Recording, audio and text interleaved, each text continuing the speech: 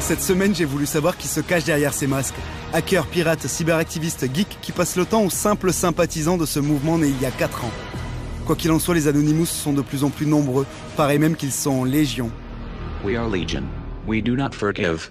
We do not forget. Expect us.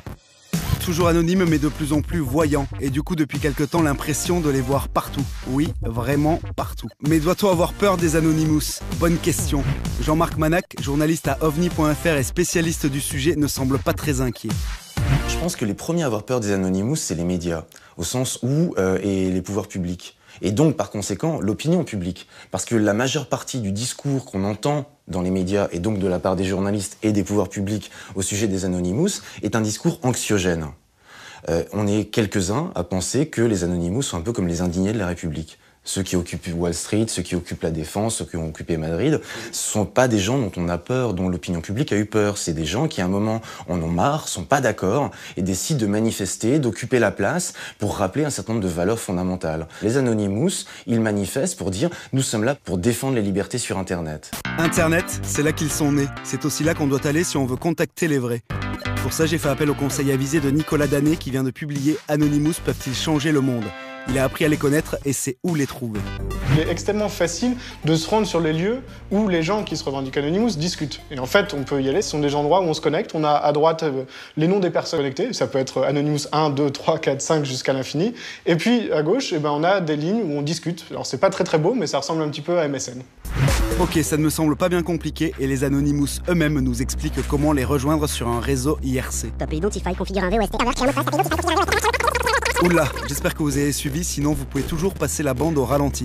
Et dans les Anonymous, il n'y a ni chef, ni porte-parole, ni attaché de presse qui peut nous indiquer le bon client à rencontrer. Un des symboles d'Anonymous, c'est un personnage avec un costard, cravate, mais sans aucune tête. C'est de dire qu'en fait, n'importe qui peut se retrouver derrière Anonymous, et si vous interrogez quelqu'un qui se revendique Anonymous, au final, vous n'aurez que son histoire personnelle. Et oui, visuellement, être un Anonymous, ce n'est pas très compliqué. Direction un magasin de farce à attrape et le tour est joué. Et oui, moi aussi j'ai un Anonymous. Mais non, c'est moi, je déconne. Et pour comprendre le phénomène dans son ensemble, c'est plutôt l'ensemble des actions que fait Anonymous qui permettent de saisir l'impact que ça peut avoir dans la société. Si les actions ont tendance à se multiplier, l'objectif de départ n'a pas changé. L'une des choses les plus importantes que revendique Anonymous en général, c'est la liberté d'expression sur Internet, la libre diffusion des informations sur Internet. Et quand on voit qu'il y a des personnes, que ce soit des États ou des entreprises qui cherchent à diminuer, à réduire cette liberté d'expression, eh bien Anonymous se mobilise, que ce soit par exemple lors des printemps arabes où on a vu des dictateurs qui coupaient Internet, ou même finalement quand c'est le FBI qui coupe 4% du trafic mondial, on a le même type de réaction contre des coupures, contre des restrictions sur le réseau. Donc ce sont des actions, c'est des manifestations en ligne. C'est aussi simple que ça. C'est le fait de bloquer l'accès à un site web. C'est l'équivalent d'un sit-in en ligne. C'est comme s'il y a 100 personnes ou 1000 personnes qui se mettent devant un magasin au même moment, il n'y a plus personne qui peut rentrer. C'est plus possible.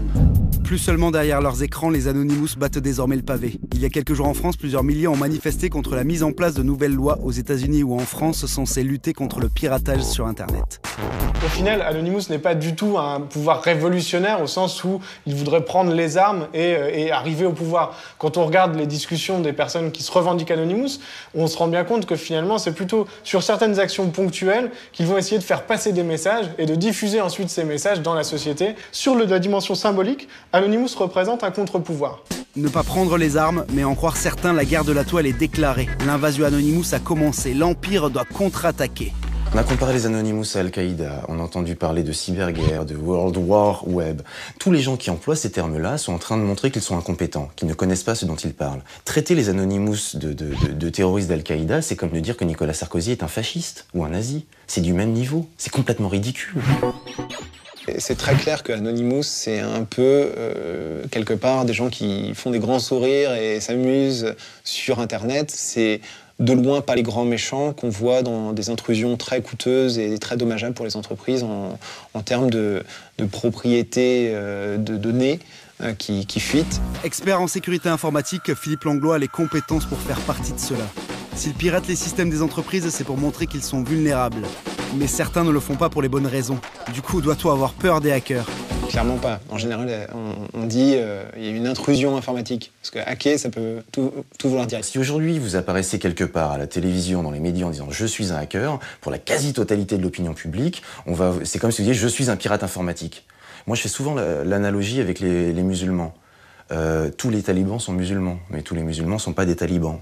Bon ben voilà, tous les pirates informatiques sont peu ou prou des hackers, mais tous les hackers sont pas des pirates informatiques. Donc faut vraiment arrêter de faire cet amalgame entre des pirates informatiques et les hackers. Les hackers sont des gens qui veulent le bien. Et des hackers, c'est pas des pirates, ce sont des gens qui sont des bidouilleurs, qui essayent de trouver des failles dans les dispositifs de sécurité, de les colmater, d'inventer des nouveaux logiciels, des nouvelles façons de procéder. Il y aurait pas Internet sans les hackers. Il y a d'excellents hackers chez Xerox et chez Coca-Cola et qui bossent, leur boulot c'est de hacker la technologie, de trouver des changements, faire des évolutions technologiques. Donc dans toutes ces grosses entreprises, il y a des laboratoires de hackers, mais bien sûr, on s'en défend parce que ça a mauvaise presse. Donc si j'ai bien suivi, les hackers ne veulent que notre bonheur et les Anonymous sont des bisounours. Bon bah tout va bien, plus de raison d'avoir peur. Quoique. Si vraiment le problème c'est Anonymous pour l'État, à ce moment-là, ils se rendent pas compte dans la merde dans laquelle ils sont. Ouais. Parce que franchement, on est face à des trucs qui font vraiment peur. Vraiment des choses au niveau technologique qui sont super avancées et qui montrent qu'il y a des gens qui sont super déterminés. Il y a des millions de dollars qui partent chaque jour en Russie, en Ukraine, dans certains pays, au Nigeria, où ils sont super actifs au niveau fraude grâce aux technologies de l'information. Le problème, c'est vraiment la cybercriminalité, l'espionnage économique, les attaques dirigées, leur fameuse cyberguerre qui est malheureusement en train d'arriver. Vraiment, le problème, c'est pas Anonymous, quoi.